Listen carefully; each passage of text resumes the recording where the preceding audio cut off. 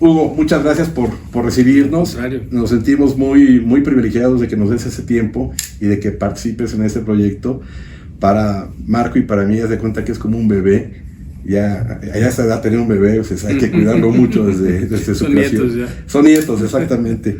Y bueno, lo que nos interesa mucho es saber cómo empezó Hugo Nájera en el mundo de la informática. ¿Dónde naciste, Hugo? Yo nací aquí en el Distrito Federal, bueno, en la Ciudad de México. En el otro ahora Distrito Federal. Eso ya habla de mi edad. Exacto.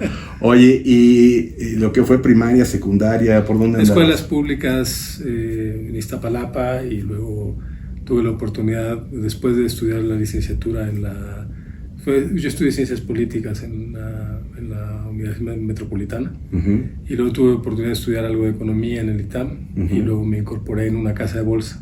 Okay. En 1990. Ok.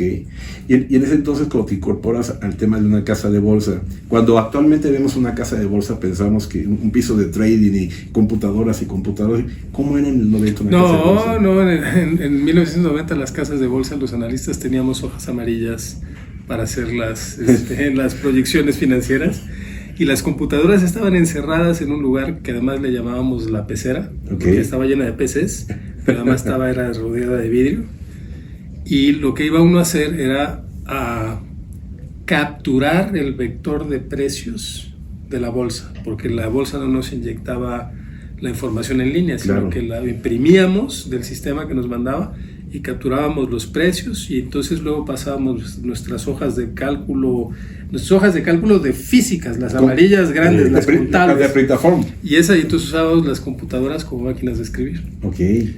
Hasta que un día nos revelamos los analistas y le fuimos a decir al director de análisis: oye, si tú me das la computadora y me la pones en mi escritorio, hago 10 veces el trabajo que estoy haciendo hoy. Y hizo la prueba y efectivamente empezamos a producir mucho más, simplemente por tener la PC usándola como máquina, como hoja de cálculo, con la capacidad de imprimir. Esa era una casa de bolsa en 1990, o sea, ¿tú crees que era muy sofisticado? No, me imagino que no. Y no, el piso de remates existía. Existía, claro. Existía, o sea, la gente se gritaba, los muñequitos y la rinconera, uh-huh. Y todo eso era... Me imagino que existía, pero como la de Homero Adams, ¿no? Que iba saliendo la tirita y... Casi, ¿no? Y fue hasta realmente... Fue después de la crisis del 94 cuando empezamos a acelerar el proceso tecnológico de la casa de bolsa. Empezamos a utilizar el feed de información que daba la bolsa, lo empezamos a conectar en un sistema central. Creamos el sistema integral de análisis bursátil, que era capturar la información que venía, no solamente de los vectores de precios, sino también la información financiera de las empresas, porque eso lo capturábamos todo, ¿eh?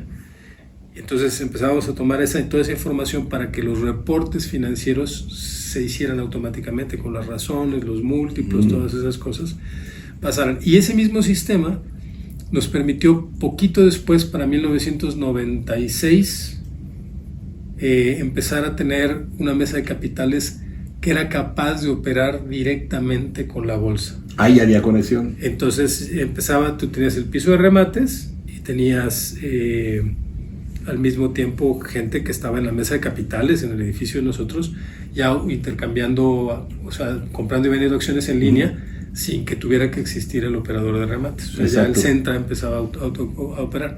Y en el 98 cerramos el piso de remates. Ok. Disculpa, sí.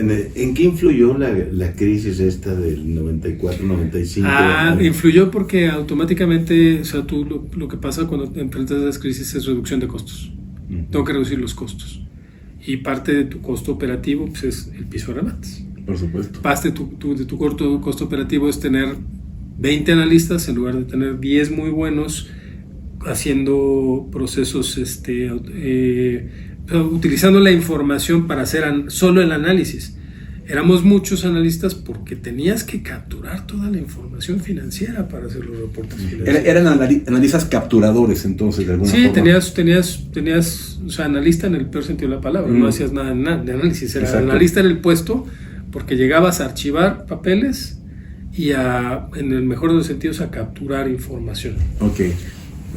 Ahora, regresando un poco al 90, cuando pides que lleguen o se revelan y piden que lleguen las computadoras y que haya una primera transformación digital, quizás podríamos llamarla así.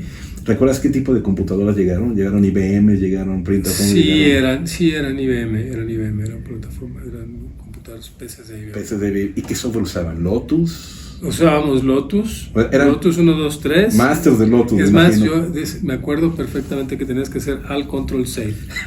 Y si no dabas al control save, al siguiente día tienes que volver a capturar todo, porque era muy pesado. O sea, hoy nadie piensa, o sea, cuando la persona le dice, oye, pues tenías que sálvalo. O sea, ya no salvas nada, ya se quedan, está en línea, pero y colaborativo y todo, maravillas que hace la tecnología con eso, pero la realidad es que usábamos floppies de estos de 7... ¿De 3,5? No, los de 5 1/4. Los de 5 1/4, los grandes, los que eran flexibles. Ajá, 5 1/4. De los verbatim, ¿te acuerdas? Exacto, los verbatim. Y que luego ya eran de doble densidad, que los podías usar por los dos lados. Luego aparecieron los más chiquitos. Ajá, los de 3,5.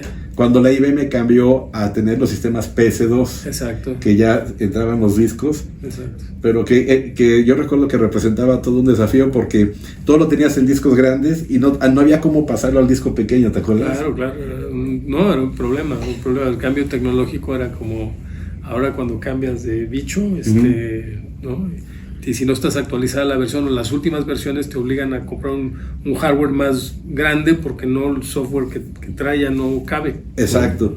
Oye, hablando de eso, entre las entrevistas está un compadre aquí de Marco que hizo una empresa que se llama Seguridata, pero su primera aportación a todo esto fue el software que se llamaba Comunica, que pasaba de una máquina de 5 1/4, le ponías el cable serial hacia la nueva IBM y te pasaba la información para que la pudieras utilizar, porque si no había cómo. Sí.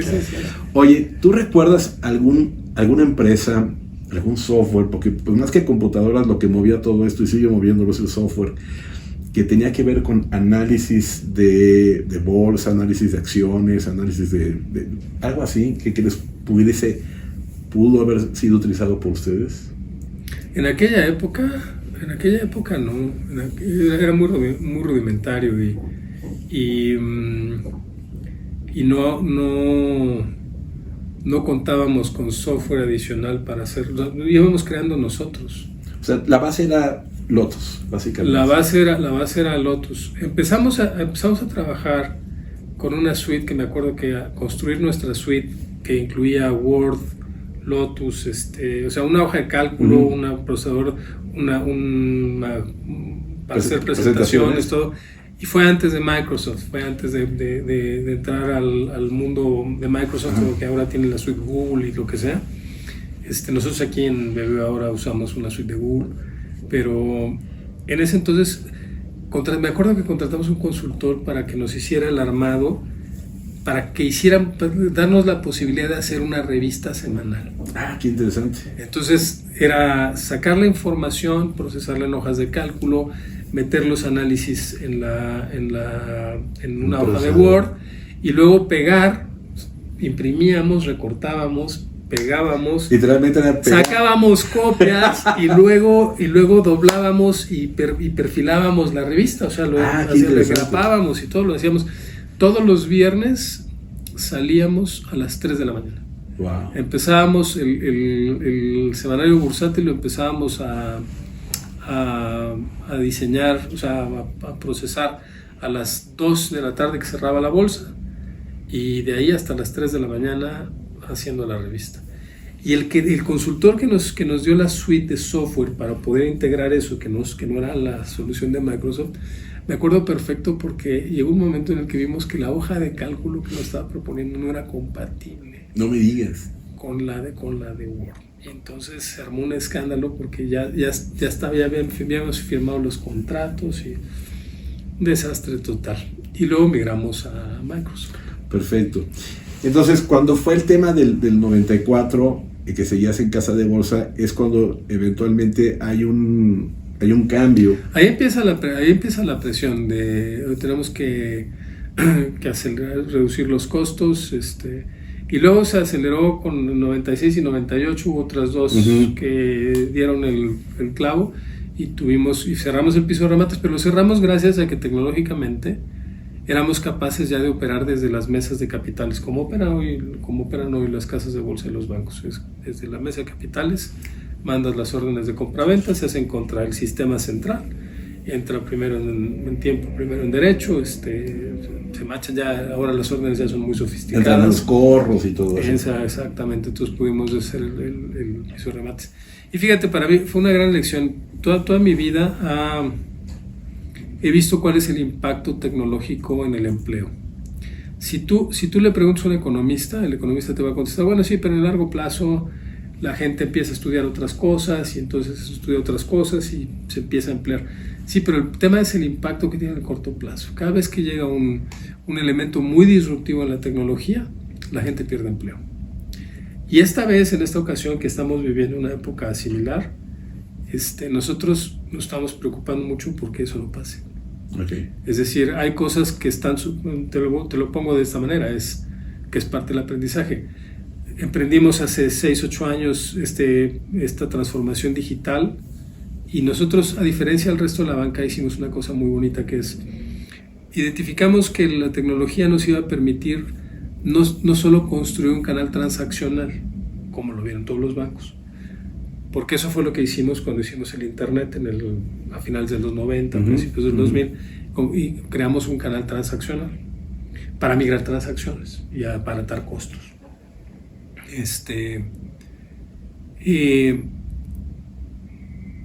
Y bueno, aquí voy a dar dos ideas. La primera es sobre, nosotros identificamos que tenemos la oportunidad de construir un canal de distribución, que significa es no solamente vas a transaccionar, sino vas a poder comprar cosas ahí. O sea, la forma en la que nosotros distribuimos productos es a través de nuestras sucursales. Nosotros identificamos que el móvil era un vehículo, un canal donde podíamos distribuir productos, donde podíamos vender. Y pasado el tiempo, ha sucedido que el 60% del crédito al consumo se vende ahí. Antes todo se vendía en sucursal. Ahora el 60% de nuestro crédito al consumo se vende en la aplicación. El 45% de las tarjetas de crédito se vende digitalmente sin que intervenga ni una persona. Así es. El 80% de las transacciones en fondos de inversión suceden por la aplicación. Y entonces eso está generando holguras en la fuerza de ventas. Y eso, pues automáticamente los accionistas y los inversionistas te dicen, oye, pues esas holguras, y muchos bancos lo que han hecho en el mundo es cortar costos, porque la amenaza de los neobancos que vienen totalmente digitales, no tienen infraestructura, son jugadores de muy bajo costo, y entonces todo el mundo ha hecho eso. Y de un nicho muy definido, ¿no? Nosotros hemos decidido que muchos negocios quisieran tener una infraestructura puesta para hacer negocio. Y entonces lo que hemos identificado es que en la banca hay productos que se venden y hay productos que se compran. Okay. Si tú amaneces un día y dices, me quiero comprar una casa, pues necesitas un crédito hipotecario. Si un día dices, amaneces y dices, me quiero ir de viaje, pues la tarjeta de crédito. O quieres comprar una sala, pues vas por un crédito del consumo. Pero yo me extrañaría mucho si me contestas que sí. O sea, nunca en tu vida has amanecido y decir, ¿cómo se me antoja comprar un seguro de vida? No, por supuesto que no. O qué ganas, qué impulso tengo hoy de ahorrar. No. Entonces hay una serie de productos que son muy rentables, que las personas no saben que tienen que hacer y que están del lado un poco más del sacrificio. El ahorro, la definición económica de ahorro es sacrificar consumo presente por consumir más en el futuro. Claro. Y los seguros son unas cosas que se sufren dos veces. La sufres cuando la compras. Cuando no lo usas. Y cuando la usas, ¿no? Bueno, también. Y cuando la usas, porque son dos cosas malas. Sí, son dos eventos ahí. Entonces, alguien te tiene que asesorar para que tú realmente digas, sí, voy a comprar un seguro. O sí, voy a ahorrar y voy a hacer este plan. Y entonces nuestras redes sucursales la estamos convirtiendo en una red de verdaderos asesores en salud financiera. Okay. Y hemos tenido, en los últimos 2 años, hemos tenido mucho éxito en una reconversión. La red estaba acostumbrada a solo vender seguros. Y bueno, se te cancelaban en 6 meses, una tasa de cancelación terrible, ¿no? Y en los últimos 2 años hemos hecho que el vigor es el número de pólizas activas que tienes. Y ese vigor se mantenía constante porque vendías mucho, pero se te cancelaba mucho. Uh-huh. Y ahora ha crecido no te miento, como de 3.2 millones a 5.6 millones de pólizas activas. Wow. Las que están vigentes. Y eso ha sido gracias a que empezamos a pagarle a los directores de oficina, no solamente por la venta, sino por la conservación de las pólizas. Y eso genera 2 efectos muy bonitos. El primero es que ya no le venden a cualquiera porque saben que si se cancela van a tener que llamarle para que no cancele, y es mucho trabajo. Y la segunda es que nosotros les mandamos, oye, estas personas tienen más propensión a cancelar. Échales un toquecito, como cuando te habla tu agente de seguros, claro, por te dice, supuesto. oye, ya va a pasar la póliza, te recuerdo que esto tiene estos beneficios, has agrandado tal, vamos a hacer un descuento adicional para la renovación. Hay algo que se puede mejorar y te conviene. Exacto, etcétera. Entonces hemos tenido mucho éxito en eso. Y eso está haciendo que las sucursales hoy produzcan más de lo que producían antes, a pesar de que el 60% del consumo se está yendo al móvil. Qué interesante. Entonces es la primera vez. Yo le decía a mis compañeros en el comité cuando decidimos esto hace 1 año y medio, no quiero jubilarme siendo el responsable de que la mitad de mis compañeros en las redes sucursales pierdan empleo. Por supuesto. Entonces vamos a hacer cosas donde simplemente preocupémonos porque sean productivos. Entonces, esto te lo digo porque en toda mi carrera, muchas veces el impacto tecnológico, la evolución tecnológica y los elementos disruptivos de la tecnología terminaron por pasarle la factura en el empleo. Exacto. Y creo que tenemos que ser conscientes de que tenemos que dar la vuelta a eso. O sea, la tecnología nos debe ayudar a incrementar la productividad. Claro, más que a decir que la gente pierda el empleo. Independientemente de que el skill, o sea, los economistas tienen razón, en el largo plazo la gente dejará de estudiar. Ahora resulta que el chat GPT-3 sabe programar. Fíjate. Tú imagínate toda la gente que se dedica, que pensó que su vida era estudiar y poder programar, pues ya no. Exactamente. Porque ahora la tecnología permite hacer, pues la gente estudiará programación simplemente como estudiamos matemáticas, simplemente para saber que existe algo y cómo se hace para poder ordenarle pero tendrá que estudiar una especialidad, los doctores. Los médicos. O sea, los médicos generales van a desaparecer. Un gran desafío tienen. O sea, ya no va a haber médicos que no tengan una especialidad. Ya no va a haber médicos como los conocemos. Exacto.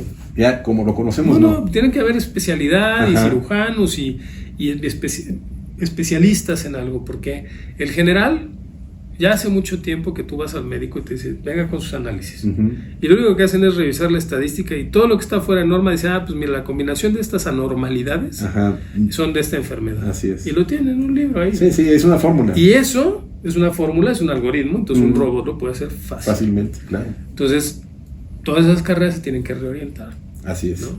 Así es. Oye, terminas en la casa de bolsa y en algún momento pasas al banco. ¿Es este el primer banco y el único en el que has estado? Sí, la casa de bolsa en realidad es la misma casa de bolsa. La casa de bolsa fue la que compró el banco.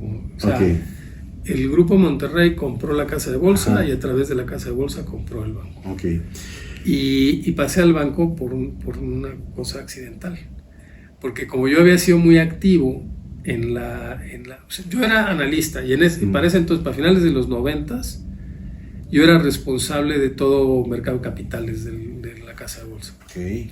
Y entonces yo era el que hacía las valuaciones de las empresas cuando la gente de M&A quería hacer alguna fusión o adquisición. Okay. Y entonces era una combinación rara porque sabía de evaluación de empresas y todos creían que yo sabía de tecnología y yo no sabía de tecnología nada. Yo lo único que hacía era sentarme con el equipo de tecnología a diseñar las pantallas que quería yo para la operación del trading, para el user experience. El user experience. Yo me dedicaba al diseño, decía lo que quiero que pase es sabías esto. Lo que querías. Exacto. Y entonces pasó algo muy curioso porque estaba yo diseñando el online trade, o sea, nosotros fuimos aunque hay otro que se apunta que fue el primero, no fue el primero. Él nada más puso un aviso de que ya podían hacer transacciones de compraventa de acciones en línea para clientes por internet. Eso lo dijo, pero realmente tú te apuntabas en una lista. ¿Y alguien te las hacía? No, te apuntabas en una lista para que te dieran derecho en los siguientes meses a que entras al sistema. Ok. Pero lo lanzaron como muy platillo. Y nosotros sí operábamos ya en línea. Entonces fuimos los primeros que realmente operamos en línea, compraventa de acciones por internet. Entonces como diseñé eso, pues yo soy el tecnólogo que programa, diseñé eso, y toda la parte del sistema integral de análisis bursátil y el trading para cerrar el piso de remates, pensaron que yo sabía de tecnología y que sabía de evaluación de acciones. Y acuérdate que en el 2000 estaba la burbuja de las .com. Entonces dijeron, vamos a comprar muchas empresas de estas para renovarnos. Entonces crearon un área que se llamaba e-business y me mandaron a esa área que estaba en el banco, no estaba en la casa de bolsa, estaba en el banco. Y así fue como se construyó el primer Bancomer.com, que era la pieza, eran 3 piezas: el portal, la banca electrónica, que era la de las transferencias SPAY, y el que usábamos el telebanco. El telebanco lo usamos para engancharlo, y la compraventa de acciones. Eran las 3 piezas que conformaban la primera versión de Bancomer.com. Me mandaron a esa área. En febrero se cayó todo. Se reventó la burbuja y pues no teníamos nada que hacer más que el Bancomer.com. Entonces me dediqué a hacer Bancomer.com los siguientes años. Por eso pasé al banco. Hay algo que me apasiona mucho de este banco, y es que en algún momento el director general, como te lo platiqué la primera vez que tuve la oportunidad de estar contigo, hizo el decreto de liderar la banca digital en el mundo. ¿Cómo fue tu rol? Porque en algún momento tú colaboraste a ese decreto que se hiciera realidad y te fuiste a España. ¿Cómo fue esa transición? Fíjate que yo estuve del 2000 hasta el 2010 en distintas posiciones en el banco. Casi todas, o sea, casi el core siempre fue la parte de internet del Bancomer.com. Vi terminales punto de venta, cajeros automáticos. Estuvimos renovando la tecnología tanto de las TPVs como de los cajeros, los contact centers, y después de eso, ahí fui responsable de innovación también en algún tiempo cuando estaba Jaime Guardiola aquí, y en el 2010 me invitaron a España a ser el responsable de innovación como Chief Innovation Officer del grupo, no de España sino del grupo, y en esa época fue donde tuvimos ahora sí que una eureka, ¿no? Ese momento eureka, donde ves el futuro y dices, híjole, esto va a pasar. Y ese momento fue cuando desarrollamos ahora sí que en un laboratorio, desarrollamos usando formas de trabajo agile, donde metimos gente de tecnología, contratamos diseñadores profesionales, gente de analítica que se dedicaba a temas. Empezaban a hablar del Big Data, ¿no? El Big Data empezaba a sonar, entonces trajimos gente esa y nos inventamos la primera cuenta online de verdad. Es decir, antes la gente decía, oye, vamos a hacer una cuenta online, y aquí muchos dicen que la tuvieron antes y lo que sea, pero tú hacías un formulario y luego te llegaba alguien en bicicleta con todos los documentos para que los firmaras. Y eso decían que era su cuenta online. No, nosotros hicimos la primera cuenta online. Fuimos a hablar con el regulador europeo para decirle, oye, yo quiero abrir una cuenta con 5 datos. Solo quiero pedir el nombre, la dirección, la identificación oficial, el teléfono y su correo electrónico. 5 datos. Y con eso quiero abrir una cuenta. Vamos a limitar los montos de depósitos y de operación, que es lo que aquí es la N2. Sí, cuando limitas los montos, limitas el riesgo. Claro. Entonces nos dejaron hacerlo, y cuando salimos a la calle con eso, me acuerdo, el experimento se llamaba Wiso, y era una cuenta con perfil para jóvenes, tenía ahí unas cosas lúdicas de gamification y total que... ¿En qué año fue eso? Eso fue en el 2012. En el 2012. Y y tuvimos muy rápidamente 20,000 clientes. 20,000 en España. Wow. Y luego hubo muchas cosas organizativamente que son más complejas. Querían que el Wiso se convirtiera en el brazo bancario de una telefónica en España, y entonces empezaron a desviar el proyecto por algún lugar, pero el momento en el que empezamos a tener clientes fue el momento donde la reflexión de la organización era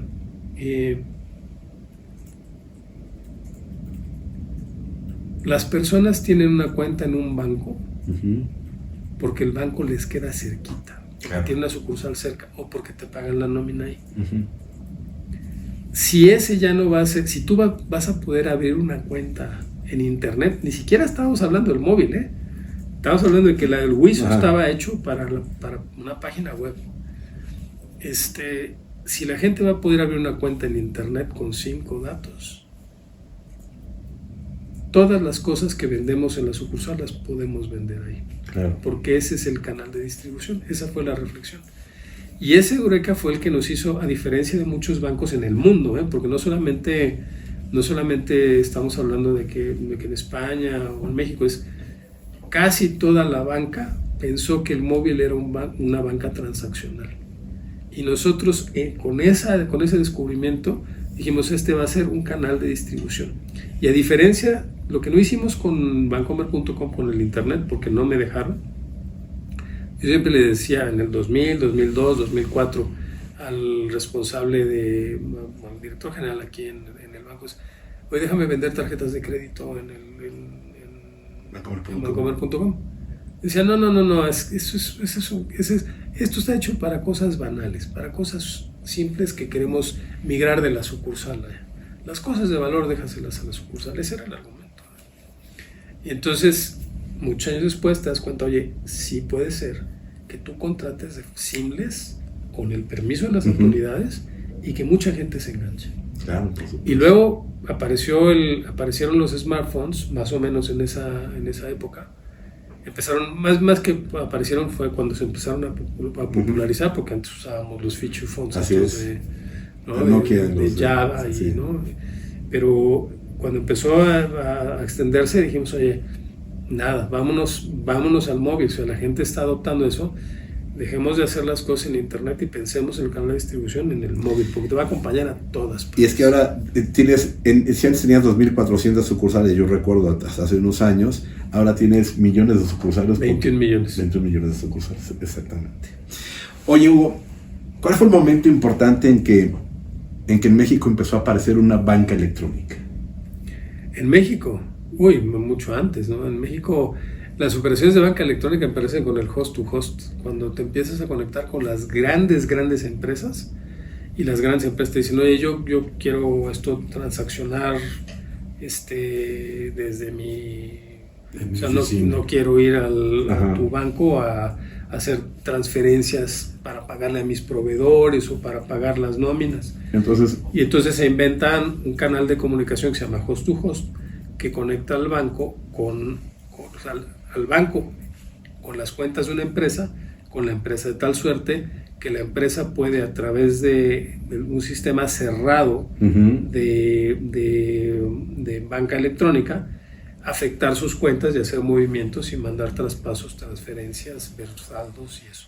Esa es la primera banca electrónica. ¿Y eso más o menos en qué año fue? Eso fue como en los 70s. En los 70s. 70s empezamos a hacer esas cosas en los 70s. Pero era, me imagino que para 2 empresas. Exactamente, sí, quizás sí, Telmex, sí, no sí, sé, algo así. Por eso empezó. Luego en los 80s se empezó a generalizar un poco más, se extendió el concepto, aparecieron los temas del Cash Windows, Cash Windows, el Cash Windows, esa era la versión del host to host, pero un poco ya cobijada por cables electrónicos que no tenían que ir como la otra, que era un núcleo cerrado. O sea, ese canal solo servía para hacer eso, y del otro ya era un ambiente más, no internet, pero era un ambiente de cableado, ¿no? Y luego las transacciones más sencillas se llevaron de ese mundo al mundo del que llamaban telebanco. que era la capacidad ya que una persona, no sé si se acuerdan ustedes, pero usabas el teléfono y ponías un aparatito, sí. Porque los teléfonos eran de disco. Y no eran de Y aquí tenían los pulsos, aquí estaban los tonos. Todos los tonos te daban una maquinita para que pusieras todos los tonos, ¿no? Sí.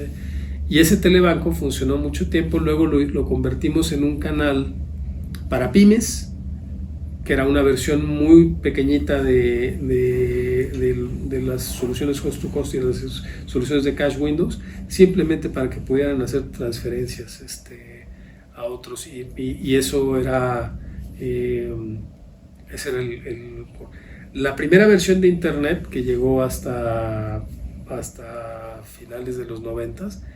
Lo que hicimos fue utilizar esas transacciones para ponerlas en internet. O sea, no, yo te diría, las primeras versiones de internet ni siquiera eran en tecnología de internet, eran una cosa que se llama screen scrapping, ¿no? O sea, tú solamente, todo lo que estaba en pantallas verdes, solamente le ponías una pantalla una conexión a internet y una pantalla de internet que invocaba. Pero todo lo que estaba detrás era el mismo telebanco, que era una pantalla verde, nadie se daba cuenta porque pues tenía el look and feel de internet. Exacto. Y luego tuvimos que reconstruirlo en los primeros años, la primera parte de los 2000. Tuvimos que rehacer todo porque había que, o sea, la tecnología de internet te permitía hacer las cosas con una eficiencia. Sí, por supuesto, que cambiaba todo. Estábamos hablando de otra cosa. Pero más o menos sí, el recorrido te diría 70s, los primeros pininos, los 80s, un desarrollo muy fuerte de la banca electrónica, pero de cables. Y a finales de los 90 la disrupción del internet. Y luego en el 2010 llega el tema del móvil. El tema del móvil que revienta los extensivo, y además con una gran capacidad. Insisto, ahora ya todos los bancos empiezan a poner créditos al consumo, tarjetas de crédito y todo ahí, pero nosotros llevamos 8 años así. Sí, entonces ya estoy consciente de ello. Y fue eso, es la reflexión cuando estaba yo en el Centro de Innovación, era esa, esto se va a convertir en un canal de distribución, y entonces las cosas importantes es el bono. Cuando yo regresé a México, ¿en qué año? En el 14, en el 2014-2015, hicimos un cambio en la incentivación, para que veas qué tan fuerte era el commitment de la organización.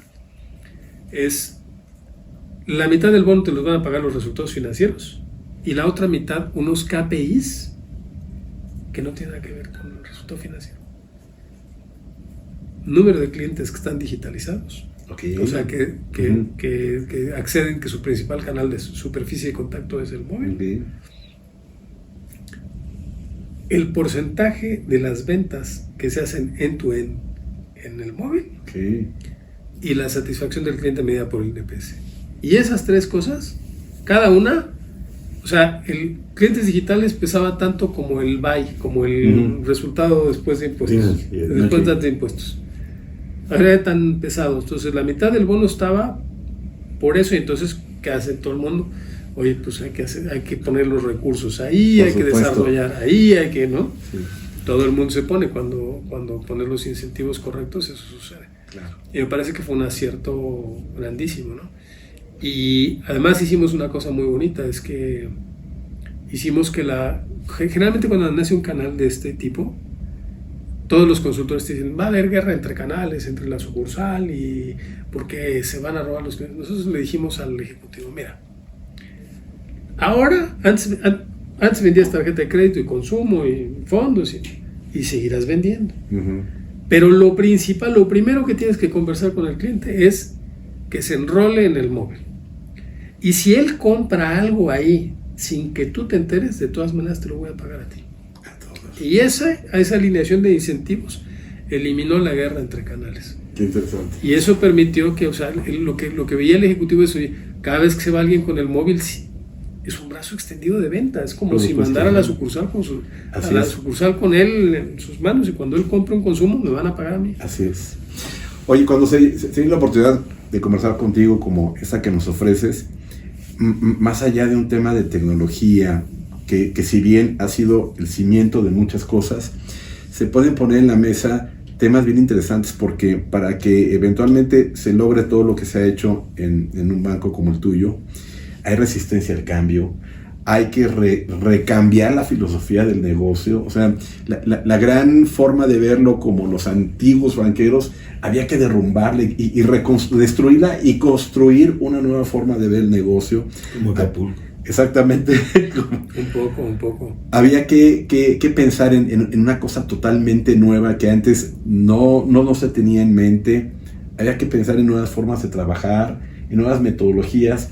¿Cuál fue tu experiencia? Porque tenías que trabajar no solamente contra los desafíos de lo que era usar esa tecnología o aquello, sino con todo lo otro que muchas veces es más complicado. Sí, bueno, te voy a decir una anécdota. Cuando regresé a México, había algunos de mis compañeritos del comité de dirección, que ya no están en el comité de dirección ahora, se reían de mí, me decían, oye, ¿tú qué vienes a hacer? En esa época acabábamos de invertir un montón en las sucursales. Sí, fue la renovación, de las sucursales, sí. Estaban todas impecables. 2,400. Había subido la productividad muchísimo con otra. Sí, BBVA en México se maneja como una franquicia, o sea, somos como el Starbucks de la banca. Okay. Lo que tú vives en una sucursal lo vives en todas, porque hay un ejercicio, no porque la gente vaya a todas las sucursales, pero sí lo que queremos es que lo que diseñamos centralmente se ejecute así en todas las sucursales. Claro. Y que no haya nada de que no, mira, yo realmente lo que quiero vender es tarjeta y el otro no, yo realmente voy a vender seguro. No.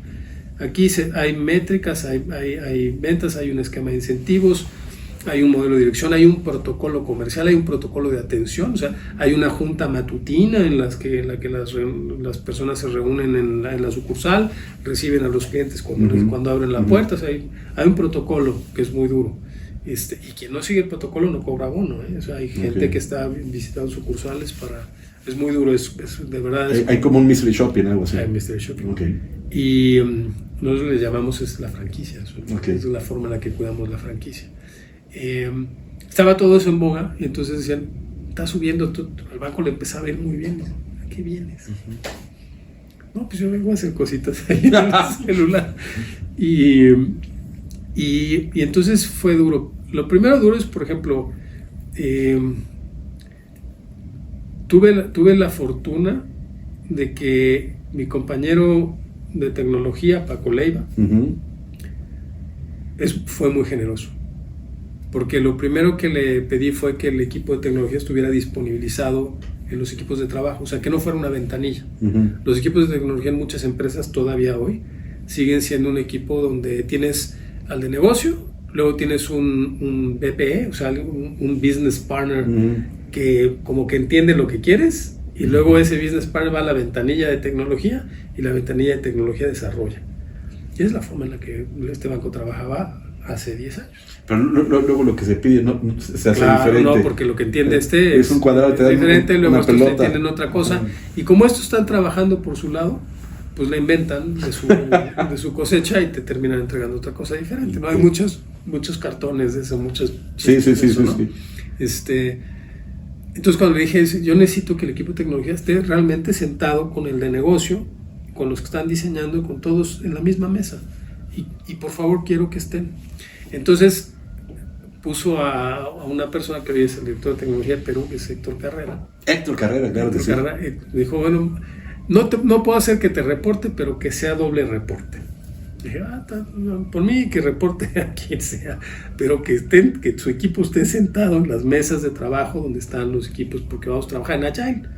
Y me decía Paco, es que eso de Agile es de hippies, ¿no?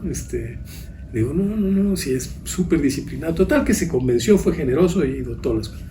El pobre de Héctor Carrera llegaba a mi oficina y se tenía que quitar la corbata, porque yo tenía prohibido usar corbata. Y cuando se paraba en la oficina de Paco Leiva, se tenía que poner la corbata. Okay. O sea, a ese extremo de que parece ridículo, porque a mí hoy parece ridículo, pero hace 10 años era duro pararte en una reunión de banqueros con corbata y que tú no tuvieras corbata. Claro. Y te veían como diciendo, te veían menos. Viene en pijama, ¿no? Exactamente. O sea, ¿de qué se trata? Pero, y fíjate, y el cambio cultural vino porque la dirección general fue muy generosa conmigo en el sentido de que les dije, oye, tenemos que contratar muchos diseñadores. Lo que hace falta, porque eso fue lo que experimenté cuando estuve en innovación en España, es si no tienes diseñadores profesionales, termina diseñando un tecnólogo. Y aunque tengas buena tecnología, ya camina. No, los tecnólogos terminan conectando puntos porque los sistemas pueden hacer, no están pensando en la experiencia del cliente. Uh-huh. Y entonces, no digo que todos, hay. Sí, hay excepciones. Pero si no es un tecnólogo, es un abogado, o si no es un economista, si no es uno de finanzas, pero ninguno de ellos tiene la experiencia de hacer estudios etnográficos para decir, oye, le voy a vender esto a Carmen, y Carmen es esta persona que se levanta a tal hora, va a dejar a sus niños a la escuela, luego va a trabajar, luego se va a comer, y en ese journey, ¿dónde encaja mi solución? Exacto. Eso es lo que hace un diseñador que tiene estudios de sociología o de innovación o de diseño en general. Y necesitamos muchos diseñadores. Entonces empezamos a contratar diseñadores. Empezamos a contratar gente también de data, porque la etnografía es del siglo pasado. O sea, ahora tienes que combinar la etnografía con la segmentación y clusterización de tu base de clientes, uh-huh, para ver esa etnografía dónde encaja y sus lo que vas a vender, exacto, todo. Sí. Y entonces empezamos a contratar gente de data, y muchos programadores de nuevas tecnologías, de nuevos lenguajes de programación. Y pues eran bichos muy raros en la organización. Claro.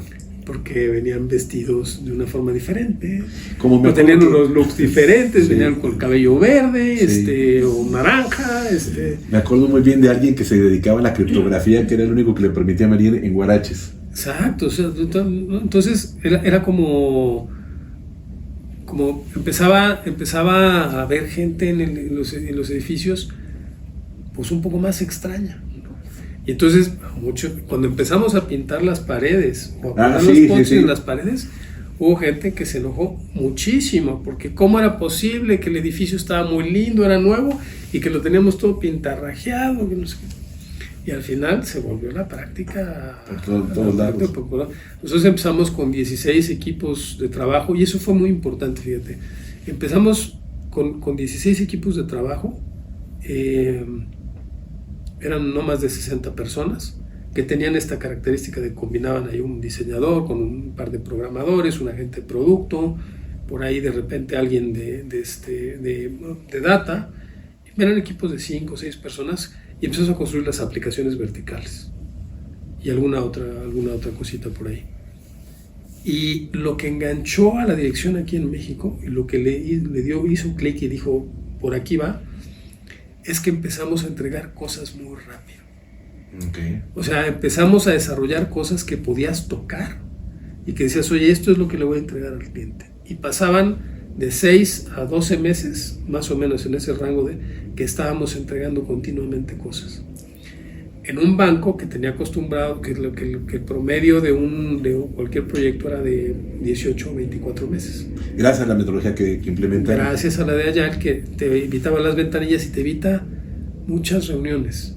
Okay. Porque estás reunido todo el tiempo con los que deciden. Uh-huh. Y si los empoderas, pues entonces ellos deciden y ellos te entregan. Y cada 3 meses revisas el avance, uh-huh, y no los molestas, los dejas trabajar. Cada 3 meses revisas el avance, y más o menos en periodos, yo te diría, ahorita andamos entre 9 meses y 12, los de mi equipo, que son los más maduros, son los de mi portafolio, lo que, uh-huh, yo administro, son los más maduros, y tenemos graduaciones, así le llamamos. Tenemos una ceremonia de graduación de Scrum Teams. Más o menos entre 9 y 12 meses están entregando continuamente cosas gordas. Y eso fue cuando empezamos a entregar BBVA Send, que era de transferencias, o BBVA Plan, que ya todos están incorporados, uh-huh, en la aplicación central, o la misma primera aplicación, y enseñamos, esto es lo que estamos haciendo. A todo el mundo se le antojó viaje. Claro, y entonces pasamos de 16 equipos a 500.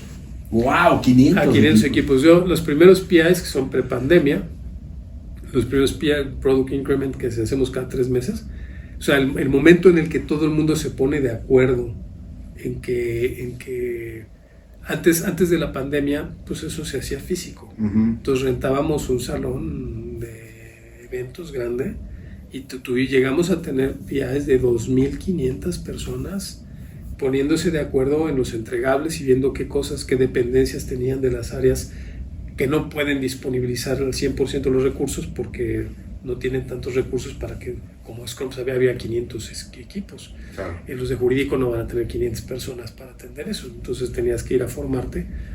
Y esos eventos duraban un día y 2.500 personas involucradas. Y todos súper comprometidos. Claro, siempre, cuando escalas a tal, la pregunta siempre es, oye, ¿y de veras están trabajando en Agile? ¿De veras están 100% metidos en esto? Y pues ahí dudabas, ¿no? Pero cada vez eso fue, yo te diría, mejor, y hoy hay pocas dudas. Luego la tecnología y la pandemia nos obligó a hacer estas cosas ya virtuales, ¿no? La pandemia nos tuvo las fábricas pues a distancia durante 2 años, pero aprendimos que las personas, gracias a las tecnologías de videoconferencia, pueden estar en un Meet como si estuvieran sentados en una mesa. Entonces aquí yo tengo por ahí una hoja de Excel donde tengo las ligas a los Meets de todos los Scrum Teams de mi equipo. Y antes solía pasearme en el edificio y platicar con los chicos, y entonces visitaba 2 o 3 equipos a la semana, 3 o 4 equipos a la semana, para platicar cómo iban y todo, ¿no? Más o menos por programa y ahora lo que hago es me meto en la reunión. Agarro el pico y me meto y les pregunto cómo están. Y mi sorpresa es que están todos. Qué bueno. O sea, no están con la cámara prendida, pero porque es muy cansada, pero están ahí pendientes. Y si algo se ofrece, ahí mismo dicen, oye, fulanito, necesitamos esta cosa, y entonces se van a un room especial para cerrar ese tema. Y luego regresan a la conferencia, pero están todos disponibles de 9 de la mañana a 2 de la tarde y de 4 a 6. Qué bueno, qué bueno. Oye, algo de lo que creo que es una gran aportación tuya, ya me dirás, ya nos dirás si sí o si no, es un tema que me encanta y que, bueno, pues tú fuiste el mero, que es la innovación. Y alguna vez recuerdo, cuando tuve la oportunidad de platicar contigo hace algún tiempo, que te decía que qué esperabas, cómo te gustaban los proveedores o qué esperabas de proveedores y todo, y me hiciste un comentario bien interesante que no te traían soluciones para tus clientes, te traían cosas como para que consumieras.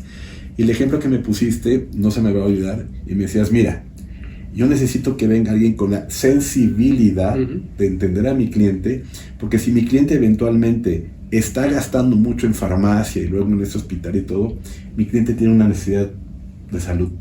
Y a ese cliente lo podemos ayudar con algún producto especial para la salud, para esto, para aquello, y es lo que no entienden.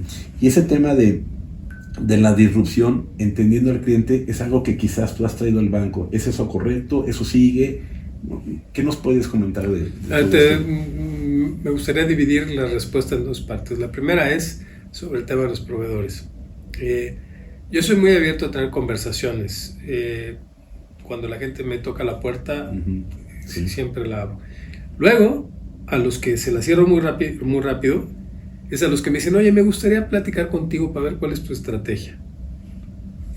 Puerta cerrada. Automáticamente, porque o sea, a ver, si voy a dedicarte tiempo para explicarte cuál es mi estrategia y luego qué vas a ir a diseñar algo para eso tengo mi equipo, o sea, no me resuelves. Si tienes alguna propuesta tecnológica que creas que es relevante para mí por lo que estás viendo que estamos haciendo, fantástico, entonces vamos a platicar. De acuerdo. Pero el que te dice, oye, déjame a ver cómo está tu estrategia para ver qué te vendo, a ver qué hacer, a ver qué te vendo, ese es rápido, esa es una. La segunda es, una vez que tuvimos ese eureka y que dijimos, oye, vamos a adelantarnos y vamos a construir un canal de distribución y no solo un canal transaccional, nos adelantamos a la banca un rato gordo, porque les ha costado trabajo llegar a donde estamos nosotros. Pero se acaba. Es decir, la innovación, siempre he dicho, sí. La innovación es como una escalera eléctrica que está subiendo y la escalera está bajando. Hay que subirla. Entonces la subes y si te paras, te acabas abajo. Exacto. ¿No? Entonces tienes que estar continuamente viendo cuál es el siguiente elemento, los siguientes elementos disruptivos. Y ahorita en el entorno hay muchos que te permiten colar cosas, ¿no? Un elemento disruptivo es que no es tecnológico, que sí es tecnológico, pero que requiere regulación. El tema del open banking, ¿no? Uh-huh. El poner banca abierta, que realmente es abrir los datos. Todavía no está, la regulación secundaria no está en donde debe estar. Pero a mí me parece que es una gran oportunidad para que nuevos intervinientes en el sistema financiero nos obliguen a ser más competitivos en la construcción de experiencias para el consumidor. Así como han entrado los nuevos bancos, los neobancos, y nos obligan a ser mejores, estos también van a entrar y nos van a obligar a ser mejores. Entonces ahí por ahí hay una fuerza disruptiva. Otra fuerza disruptiva es la que tiene que ver con los temas de blockchain. Es un poco más de futuro, pero blockchain es una tecnología que descentraliza y desintermedia la banca. Es decir, tú puedes hacer banca sin necesidad de tener un banco, porque correcto. Tienes las cuentas de TES repartidas en muchos servidores en el mundo. Así es. Todavía faltan muchas cosas por desarrollar. Está como el blockchain tuvo una ola, un par de olas en el pasado, y ahorita todavía tiene 2 o 3 complejidades. La primera complejidad es de tipo tecnológica, es decir, la velocidad de procesamiento y el costo del procesamiento son altísimos. La energía que consume. Sí, son altísimos. Lo más que te da risa es si tú quieres. En algún momento estuve experimentando hacer un NFT con una imagen o con una canción. Dices, oye, yo pensando, decir, oye, ¿qué le va a pasar a Spotify el día que los artistas tomen control de lo que son capaces de disponibilizar? Entonces tú imagínate que tú puedes comprar un disco y pagarle al artista y escuchar el disco por unos centavos, o pagar por la escucha. Pero resulta que cada transacción en blockchain de NFT te cuesta $50. Ya camino. Sí.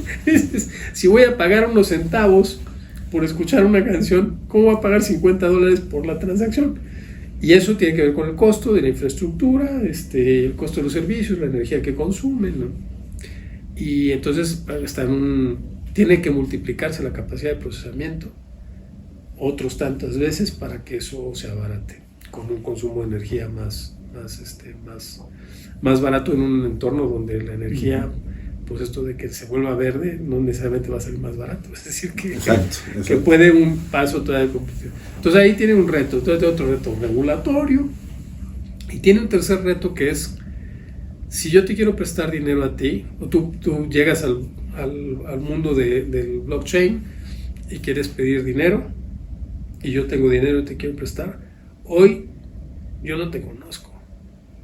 Entonces lo que te pido hoy es que me pongas un colateral, un depósito de 1.2 lo que te voy a prestar. Okay. Entonces es como divertido porque es como para demostrar que se puede, pero está sobrecolateralizado. Exacto. Para que se pierda ese colateral tiene que haber una entidad que es donde yo creo que los bancos van a participar, que es la entidad más importante de cualquier banco, es el departamento de riesgos.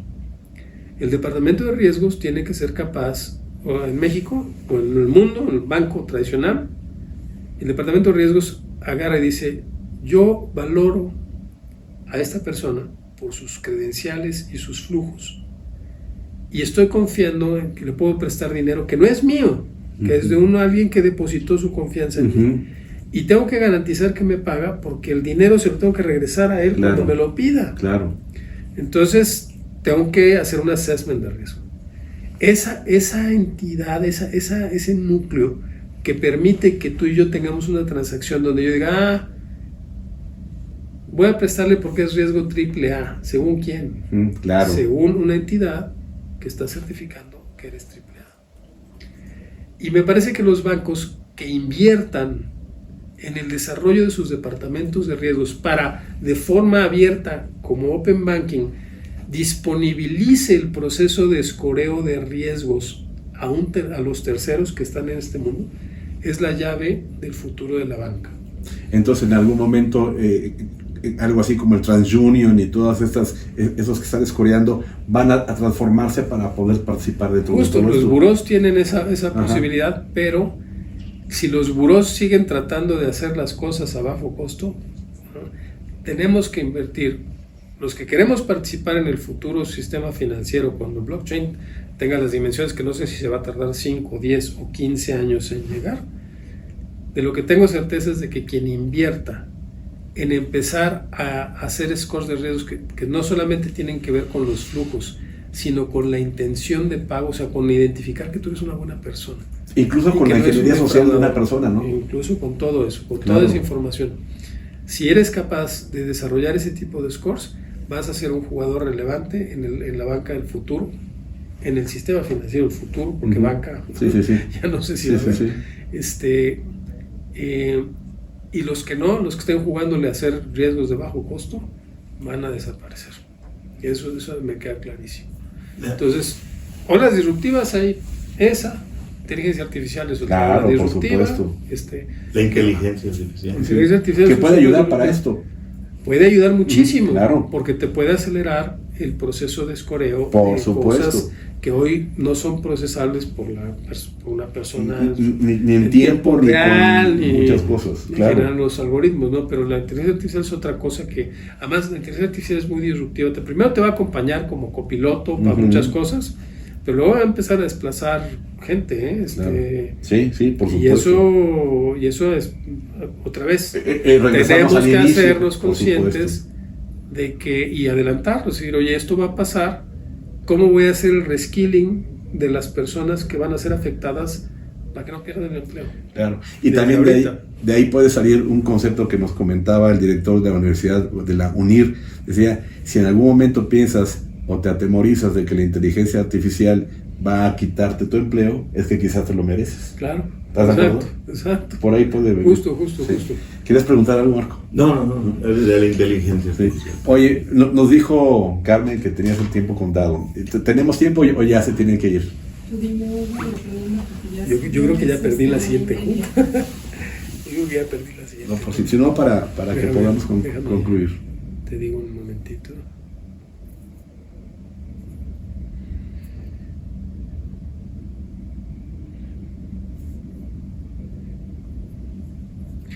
Podemos seguir un ratito, Bueno, vamos a ir 10 minutos máximo para que te puedas ir a tus actividades y todo. Es más, mira, vamos a empezar a abordar el cierre. Marco tiene unas ideas muy interesantes para el cierre. La primera que te quisiéramos preguntar, tú que has participado en todas, sobre todo en el banco, pero has participado, te ha tocado ser espectador de tanto cambio tecnológico aplicado a la banca y a muchas cosas. ¿Cuál de las tantas cosas que hemos visto, que te ha tocado ver desde los 80s para acá, son las que más te han gustado? Las que más me han gustado.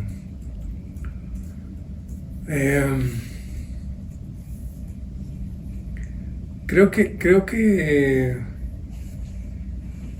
esta última etapa de la transformación digital la disfruté mucho. La disfruté mucho porque tenía mucha certeza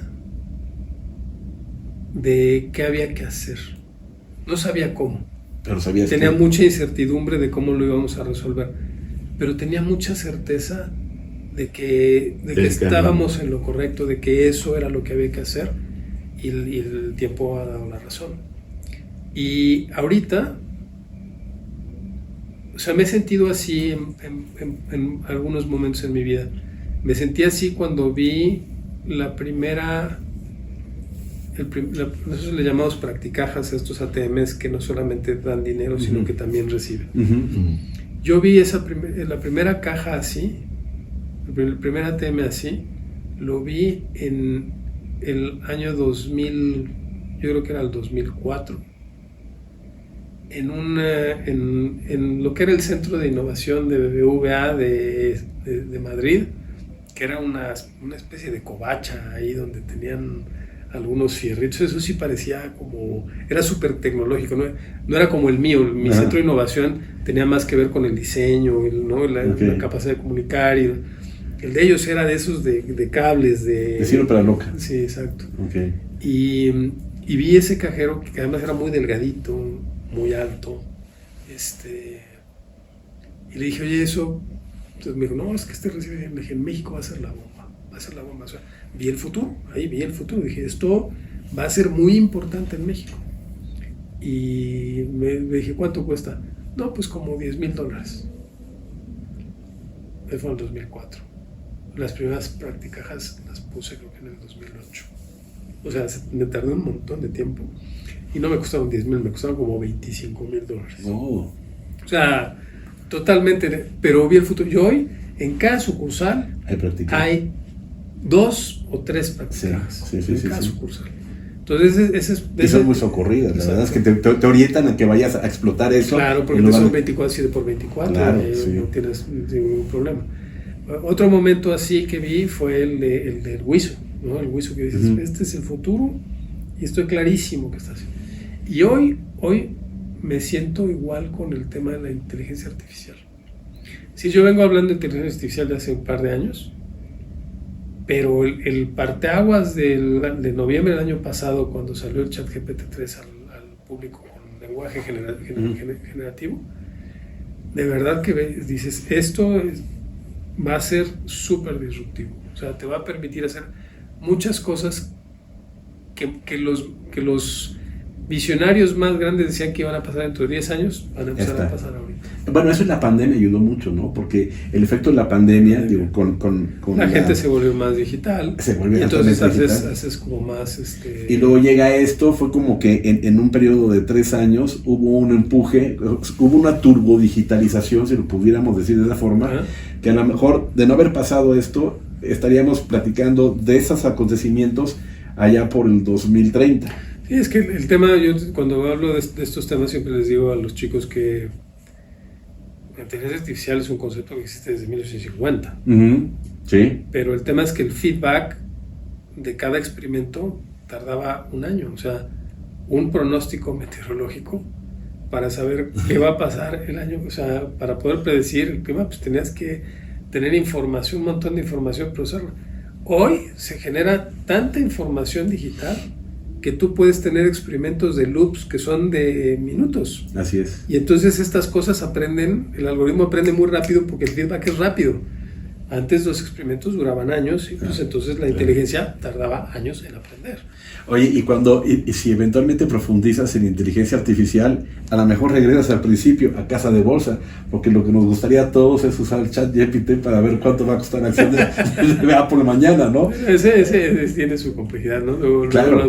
Yo creo que las bolsas van a tener que empezar cada vez que como hay más robo-advisory, cada vez más, van a tener que empezar a poner límites en las pérdidas, porque cuando un algoritmo destapa una venta porque se tocaron ciertos límites y mucha gente usa eso, pues entonces las ventas van a mercado y puedes poner 50% de caída de una acción que el siguiente precio está solamente 3% abajo del anterior. Exacto. Entonces van a tener que empezar a poner límites. La inteligencia artificial requiere mucha supervisión, mucha regulación, muchas conversaciones éticas y muchos ejercicios de, oye, ¿cuáles van a ser los impactos en la vida cotidiana para que no irrumpa de una forma en la que sea perversa, ¿no? ¿Cómo te imaginas una banca imbuida de inteligencia artificial en el futuro? Pues mira, yo te podría decir que lo que estamos haciendo aquí eso es nuestra estrategia y no me da vergüenza ni pena ni miedo decirla ahorita. Yo quiero que tú entres a la aplicación y que haya una caja blanca y que le digas quiero hacer esto y que te lleve a hacerlo. Ok. Como una página de Google, digámoslo. Vamos a decirlo, oye, podemos ser más listos y tratar de ponerte algo tipo Netflix, ¿no? O sea, tu banca móvil sea distinta que la tuya, porque tú haces unas cosas y tú haces otras. Tú consultas los saldos antes de hacer una cosa, tú lo usas para hacer solo transferencias. Si realmente tú tienes 10 cuentas, tú tienes una cuenta, y entonces el uso es diferente. Y podemos generar con algoritmos capacidades para que sea verdaderamente personalizada, como tienes tu Netflix, que claro, la misma televisión, misma cuenta, y resulta que el de mi mujer y el mío son diferentes, por supuesto. Así va a pasar con el móvil. Pero no solo eso, sino que arriba debe haber una caja, porque la navegación, hemos metido tantas cosas en el móvil que la navegación se está volviendo como el IBR. Claro. La peor experiencia bancaria es el IBR. Así es. Y la gente, aprenderse todos los circuitos de navegación para llegar a donde quiere llegar, se va a tardar un montón. Entonces tiene que haber una cajita que diga, oye, quiero pagar una transferencia. Una transferencia a mi mamá. Se pone para que nada más la ejecutes, ¿no? Exacto. O le cambies el monto y la ejecutes. Sí, más de conversación y menos de ¿cómo le hago? Menos conversación. Más bien, lo primero que tienen que hacer los bancos es el intent. ¿Por qué vienes? Okay. Porque yo estoy en contra de la conversación. Yo creo que nadie quiere tener una conversación en el móvil con un robot que le diga, muy buenas tardes, ¿cómo estás? ¿Qué se te ofrece? Porque todo eso se tarda en una cosa que quieres ejecutar. Sí, pero me refiero a conversión en el sentido de dar la instrucción. Deposítale a mi mamá. Pero es más mándame mi estado de cuenta. Yo lo que digo es medir el intento, saber a qué vienes, y que una vez que identifico que vienes te lleve a la solución, para que ejecutes, ¿no? Las conversaciones están buenas para la segunda derivada, que es lo que va a pasar más adelante, que es que verdaderamente el robot te esté ayudando a tomar mejores decisiones financieras en tu vida cotidiana. ¿A qué me refiero? A que te esté acompañando a decir, recibes la nómina, te dice, oye, sería bueno que apartaras ahorita el 10% de la nómina para que vayas construyendo tu colchón financiero. Todo esto que hemos capacitado a los ejecutivos para que se conviertan en los promotores del ahorro, de los seguros, de las hipotecas para construir patrimonio, de las inversiones en fondos, todo eso.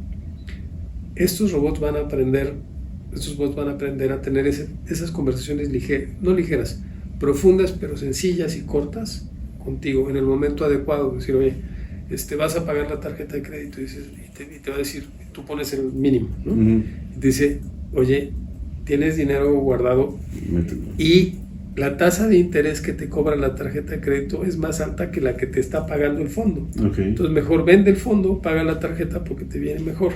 Exacto. Es una conversación sencilla, cortita, claro, que te ayuda a tomar una mejor decisión financiera en tu vida cotidiana. Claro. Y eso para mucha gente va a ser muy valiosa. Sí. Oye, yo te he visto dar charlas cuando inauguraste aquí arriba el centro de innovación, no sé si acá abajo o acá arriba, no me acuerdo en qué piso estamos en arriba. Y eso viene en la siguiente, las últimas preguntas, es cuando se acerca gente, jóvenes, empresarios, estudiantes a los que tú tienes tanta exposición, y te llegan a preguntar a solicitar alguna retroalimentación o consejo para poder hacer alguna actividad de emprendedurismo, o que trabajen en alguna institución financiera y quieran ser mejor y todo esto, y considerando ese tema tan disruptivo que veo en ti, que me gusta mucho, como cuando te oí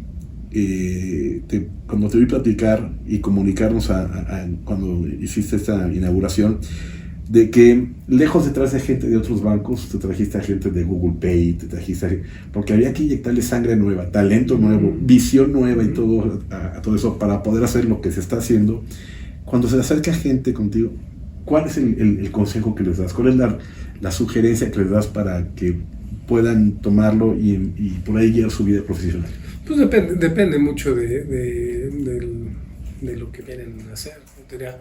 Por aquí han pasado varios de los unicornios mexicanos, han estado en el piso 33 haciendo pitch, y nosotros lo que hemos hecho es asesorarles para que en nuestro mejor entendimiento vayan por buen camino.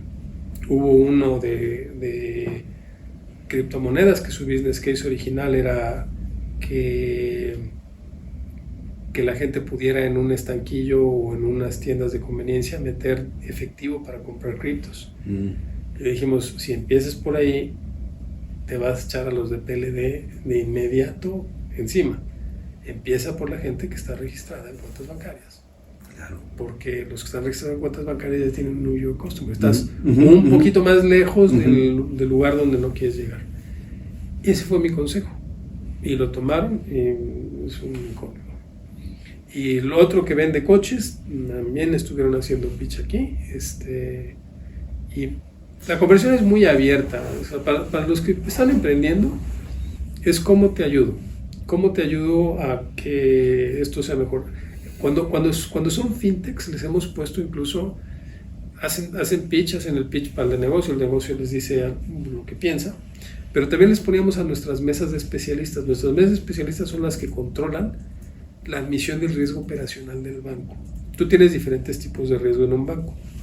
El riesgo crediticio, que es el prestar y tomar el dinero de los ahorradores para prestarlo, es el riesgo crediticio. Tienes riesgos de mercado, de las cosas que invertimos en los mercados y nuestras exposiciones con los clientes. Y tienes riesgos operativos, que es un riesgo, es como el colesterol. Okay. ¿No? Ese nadie lo ve y el día que aparece es un desastre. No duele, pero ¿cómo da la... Es un desastre. Y entonces tenemos especialistas jurídicos, de control interno, de tecnología, de ciberseguridad, de prevención de fraudes, de prevención de lavado de dinero, que los ponemos y les hacemos que los chicos les hagan el pitch a ellos. Y ellos le dicen, oye, fantástico, pero cuando quieras escalar, la autoridad te va a decir esto, o te va a decir esta otra cosa, o el jurídico te va a decir esto, o los chicos de antifraude se van a preocupar por esto, y entonces los coacheas de una forma sencilla y rápida a una aproximación, decir, oye, tu idea está fantástica, y cuando quieras escalar hay temas que tienes que resolver. Entonces siempre les abrimos la puerta para... Pero ahí estamos hablando cuando estás tocando una sugerencia específicamente de un proyecto, pero por ejemplo, habrá gente que piensa que tú eres un ingeniero en cibernética y cosas así muy especializadas, y sin embargo no lo eres, pero te has convertido, has podido ver las cosas desde una perspectiva que involucras una serie de elementos profesionales y todo, y genera soluciones para las cuales a lo mejor tú no lo has visto en la escuela, y eso a lo mejor involucró tener un mentor, a lo mejor tener actualizaciones en distintas cuestiones, y que te permitan tener una visión del negocio, del mundo, de lo que necesita una empresa como el banco. Ahí más o menos cómo sería la manera en que le podría sugerir a una persona que pueda tener una visión adicional para poder llegar a determinados resultados, cómo poder impulsar ideas que, como tú bien dices, yo no sé tecnología, pero sabía lo que se tenía que ver y lo hicimos realidad. ¿Qué tendría que hacer alguien para poder empezar a adoptar esa mentalidad? Yo creo que hay un tema de inquietud, ¿no? Siempre hay que contextualizar un poco, pero una cosa que tiene que haber en la naturaleza de la gente que quiere tener una visión de hacer cosas es inquietud. O sea, la gente que no está inquieta, claro, es muy difícil Totalmente. Y es una cosa que no sé si se puede desarrollar o no. Pero dado eso, yo diría, es el punto elemental para poder desarrollar una visión alrededor de algo es que tú identifiques dos aspectos. ¿Cuál es el elemento disruptivo que puede hacer que las cosas cambien en un entorno determinado? O sea, que dices, esto va a cambiar las cosas y entonces tengo que pensarlas de una forma diferente. Y la segunda es que veas que eso lo contextualices en el entorno competitivo. Okay. Porque todo esto estamos hablando de hacer negocios. Totalmente. No decir, no, esto no lo haces no, es para hacer negocio. Entonces, tú tienes que ver una industria particular, la que sea, cuál es el entorno competitivo y cuáles son los elementos disruptivos, particularmente los tecnológicos, que son los que más, que van a hacer que las cosas cambien para que tú te puedas anticipar. Okay. Esas son las dos cosas que siempre les digo. Perfecto. Revisa dónde estás compitiendo, dónde está el terreno de juego hoy, y luego revisa por eso te decía, oye, ahorita hablas disruptivas, inteligencia artificial, open banking, blockchain, sostenibilidad es otra ola disruptiva para los bancos. Te voy a decir por qué, porque en el futuro, pronto, hay empresas que no van a poder ser financiadas si no se han reconvertido. Claro, por supuesto. Y en las cadenas, ahora que viene lo del nearshoring para México, todas esas cadenas o vienen reconvertidas o no van a poder vender. Totalmente de acuerdo. Sí, muy, muy cierto. Bueno, ya, 5 preguntas que tiene Marco, que son rapidísimas. Rapidito. Música. ¿Qué música te gusta? El rock progresivo. Rock progresivo. Y el jazz. Comida. Comida, mi favorita es la italiana. Libro, algún libro. O algún autor. Alessandro Barico. Alessandro Barico, todas sus novelas me encantan, particularmente Seda. Okay. Viajar, ¿a dónde te gusta viajar? Por el mundo, ese sí, donde me lleves voy. Muy bien. Yo creo que tenemos un panorama muy completo y te agradecemos mucho. Al contrario, es un placer, muy rica la plática. Gracias, de verdad, muy agradecidos. Espero que esta plática también te haya dejado algo, recordar cosas y eso. ¿Con qué te quedas de esta conversación, Hugo? No, me quedo con que si uno se esfuerza un poquito, de verdad puede uno transformar muchas vidas. Sí, por supuesto. ¿No? O sea, tocar a muchas personas. Por supuesto. Si uno se esfuerza solo un poquito. Por supuesto. ¿No? Te estamos súper agradecidos. A través de Carmen te vamos a ir diciendo cómo vamos con todo esto. Si en algún momento te topas ahí en el cajón de los recuerdos y dices, mira, aquí está el logotipo de Vancomer Cash o cosas que podamos poner alrededor de ti. Seguro que tenemos. Va a ser algo muy padre para pues darle ese sentido de histórico, ¿no?